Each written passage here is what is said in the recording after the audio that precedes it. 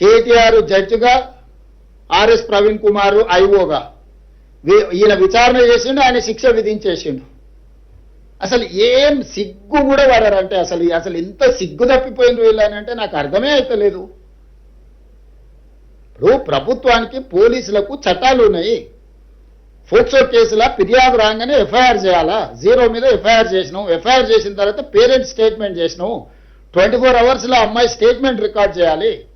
ఆ ప్రకారం చేసుకుంటే అమ్మాయి దగ్గర కోర్టు దగ్గరికి తీసుకెళ్లి 164 స్టేట్మెంట్ చేయాలి. ఇది సెన్సిటివ్ కేసు. ఫోక్సో కేసులో ఎవరి వివరాలు చెప్పడానికి లేదు.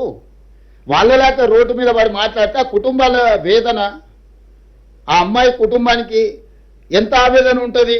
వీళ్ళు అడ్డగోలుగా ఇచ్చేసి ఆ అమ్మాయి ఫోటోలు పెట్టి, ఆ అమ్మాయి తల్లిదండ్రుల ఫోటోలు పెట్టి, అసలు కేటీఆర్ అనేటోడు అసలు మనిషా? ఎవడన్నా మనిషి ఇట్లా వ్యవహరిస్తాడానికి? రాజకీయాలు కావాలంటే ఎన్నికల్లో కొట్లాడు, ఎన్నికల్లో ఓడించు.